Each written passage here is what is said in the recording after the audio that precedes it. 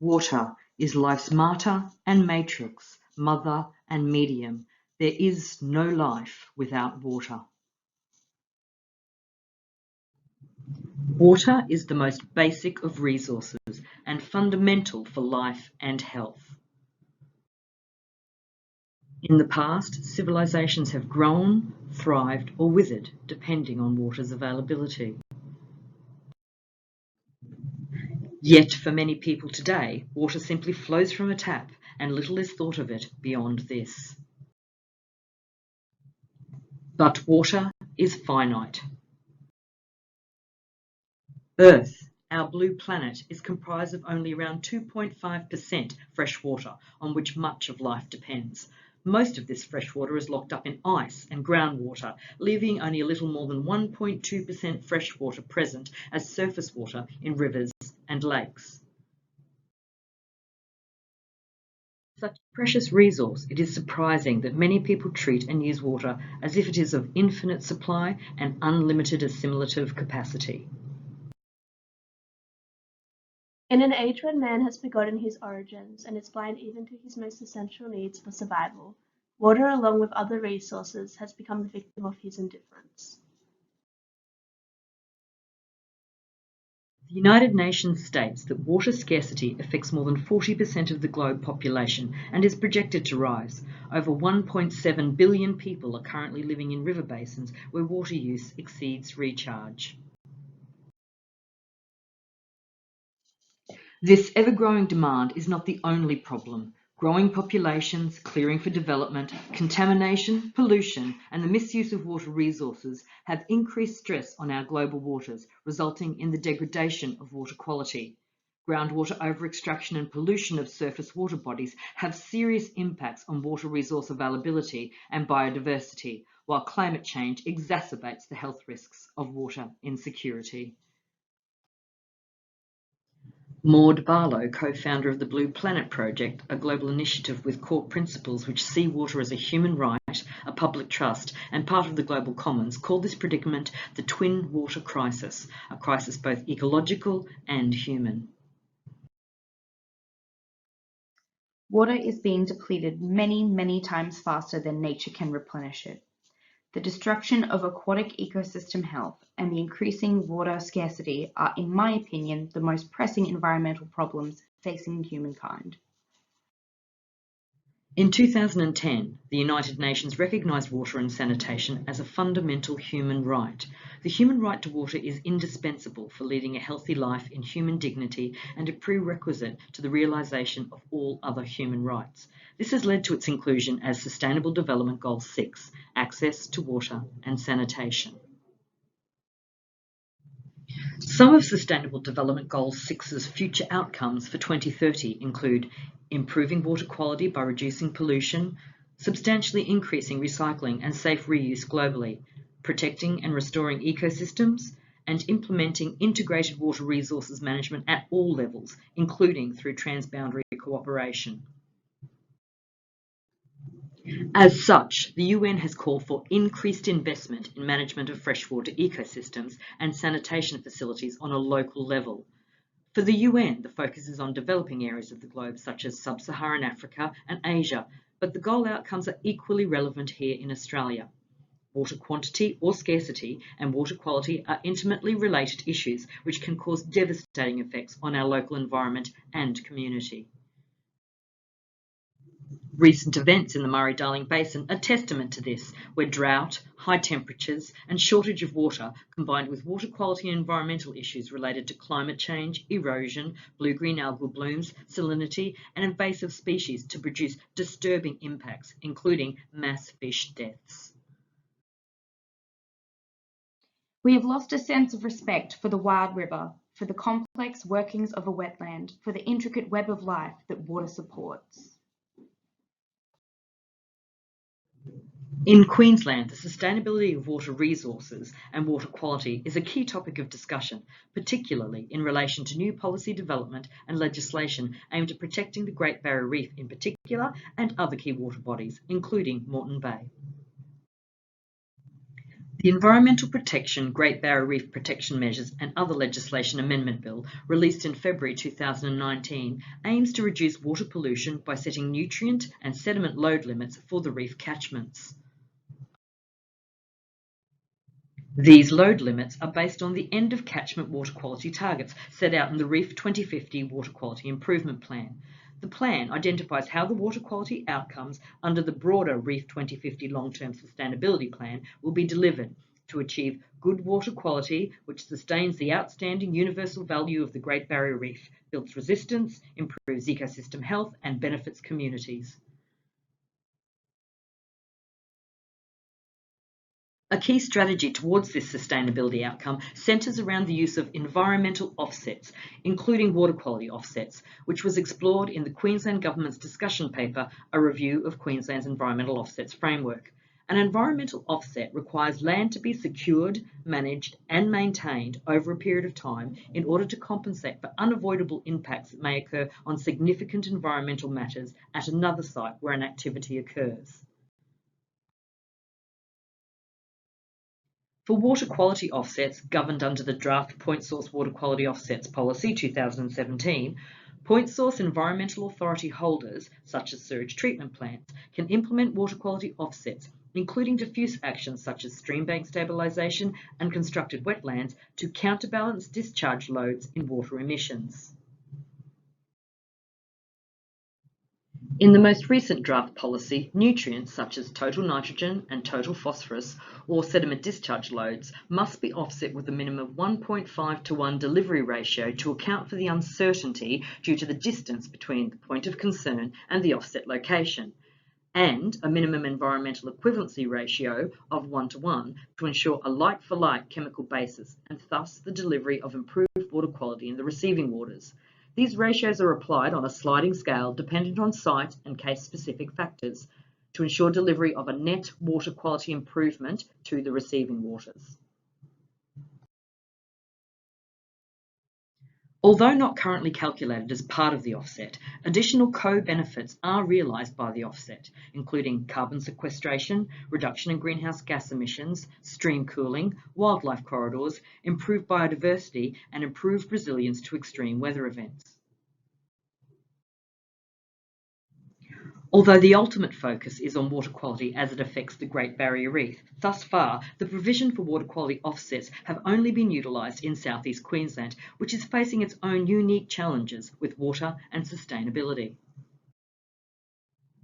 The UN Sustainable Development Goal 11, Sustainable Cities and Communities, acknowledges that rapid urbanisation is exerting pressure on freshwater supplies and that many cities are more vulnerable to climate change and natural disasters due to their location and concentration of people, so building urban resilience is crucial to avoid human, social and economic losses.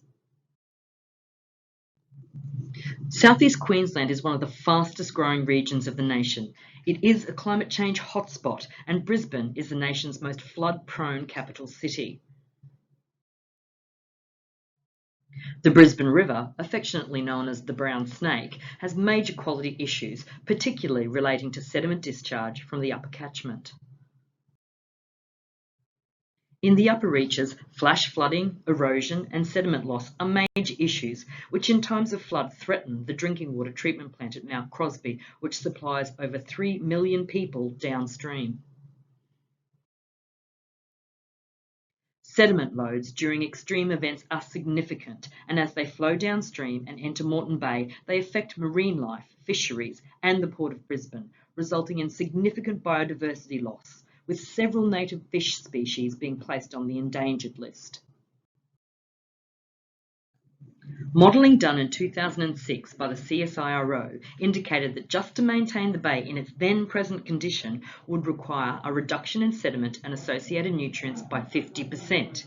The CSIRO report advocated for targeted erosion control over broader remedial works, which they stated would provide more than 3 times the reduction in suspended sediment and associated nutrients. The target areas, which occupy just 20% of the catchment stream channel length, had the potential to provide a 50% reduction in sediment export when treated with revegetation and control of channel erosion, and was seen as a high priority for treating water pollution from diffuse sources. The estimated economic value of Moreton Bay is around $7.6 billion, and it attracts more visitors each year than the Great Barrier Reef, particularly given its proximity and accessibility. With the assimilative capacity of the environment to absorb nutrients growing increasingly scarce, particularly given the pressures of a growing population and increased urbanisation and densification in the area, soon the problem may become insurmountable. Despite some significant actions to improve the overall condition of the bay, such as major investment from sewage treatment providers and some protection measures for aspects of the bay, a business as usual approach would see increased loads of key pollutants and sediment entering the bay, with rural diffuse loads still dominating sediment export. This bleak future prognosis for the bay led to the pursuit of innovative approaches to tackling water quality issues, such as using offsets and market mechanisms. The first pilot case study of a water quality offset was for the Bow Desert Sewage Treatment Plant on the Logan River. Queensland Urban Utilities' $1 million project rehabilitated a 500-metre riverbank and prevents 11,000 tonnes of sediment, 5 tonnes of nitrogen and 8 tonnes of phosphorus from entering the waterway each year. The pilot's success was further tested with the arrival of ex-tropical cyclone Debbie in March 2017, which saw around a third of the city of Logan inundated by floodwaters. The offset withstood the event and saw a major reduction in the impact on the Logan River at the offset location. This resistance to extreme weather was a co-benefit of the project. Other such environmental sustainability benefits of the project include lower greenhouse gas emissions, improved biodiversity, the provision of a wildlife corridor, and stream cooling. Additional community benefits include the prevention of 1 metre of land loss per year from erosion and improved drinking water security. 2 further pilot trials are currently being undertaken by different water utilities in southeast Queensland, including Unity Water's Burpengary East Sewage Treatment Plant project on the Caboolture River and Logan City Council's Cedar Grove project on the Logan River. As all pilots for the water quality offsets have been from water utilities, it is the nutrient quantity that is to be offset, which is conditioned within the respective environmental authorities as pollution credit requirements in tonnes per year.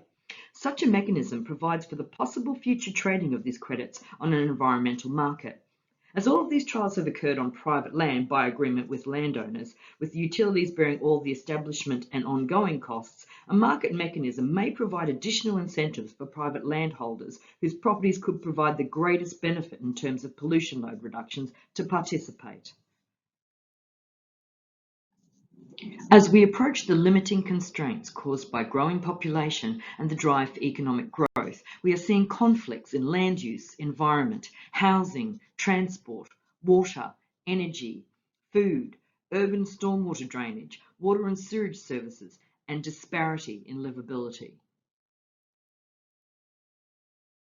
Based on our understanding of megatrends of population, climate change, economy, nutrient load, financial constraints, current state of Moreton Bay and environmental limits, technology, social and cultural engagement, there is a strong agreement that these megatrends and microtrends are converging towards market instruments to address future needs. There are a number of advantages to a market mechanism. Private land, including agricultural land, is often the most degraded and in need of rehabilitation, and thus a significant diffuse source of pollution. Landowners are often reluctant to spend money on land rehabilitative activities, as other expenses tend to be prioritised. A water quality trading scheme whereby a landowner receives environmental credits which they can then on-sell to industries in need of pollution credits could potentially produce a steady income stream for landowners to augment the largely cyclical incomes that agricultural practices tend to produce. In the reef catchments of North Queensland, degraded agricultural land such as cane farms offers a significant opportunity for environmental trading and as such could be included in the establishment of reef credits through the proposed Queensland environmental protective legislative mechanisms already mentioned.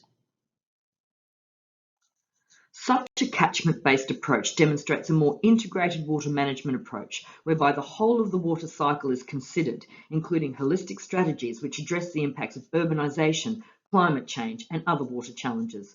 This total water cycle management approach, which optimises social and environmental benefits, must be kept central to any water trading scheme, as the pitfalls of ignoring it has been made all too evident by the failures of the Murray-Darling Basin Plan, which, amongst other shortcomings, failed to properly account for climate change data within their plan. So, how might this trading scheme work? Well, to establish a trading scheme, the regulator, the Queensland State Government, needs to establish a cap on the capacity of the environment to receive nutrients. Then, credits are issued to the polluters or holders of environmental authorities up to an established point. Participants with a higher requirement for nutrient discharges may buy credits from the market or reduce pollution by investing in offsets or green technology. Environmental trading and offsets provides the mechanism, particularly for local governments, by which legacy water quality issues can be addressed. It provides incentives to tackling diffuse pollution source issues by prompting landowners' participation, and sustainability is ensured by incentivising the creation of green infrastructure. It can provide a foundation upon which an integrated water resource management approach can be formed, as it has the potential to cross boundaries and look at water quality from a catchment-based approach and beyond. Global water challenges continue to intensify, so planning for water requires systems thinking and should include catchment management and health, wastewater and stormwater, in addition to water supply, storage and distribution systems, as well as relationship of water management and land use. However, strong regulation and enforcement of pollution allowances for both point source and non-point source polluters is required if the scheme is to be successful. Again, the Murray-Darling Basin Plan serves as a reminder. No prosecutions for water offences were issued in 2016 to 2017 in New South Wales and Queensland, despite examples of disregard for regulations in place. The Queensland Government has begun to set the groundwork for this regulation and enforcement, but further development is required if the offsets and environmental trading scheme is to be successful. This innovative approach to achieving sustainable water management cannot be achieved without an understanding of the strong nexus between water, the environment, energy, and agricultural production. How we manage fresh water and water quality in a sustainable way now, so that it can meet our needs in the future, is crucial. Across Australia, innovative and alternative approaches are being trialled to better manage this vital and finite resource. In Queensland, the inception of an offset mechanism within regulation and the potential for an environmental market in water quality into the future is just one approach to tackling this wicked problem.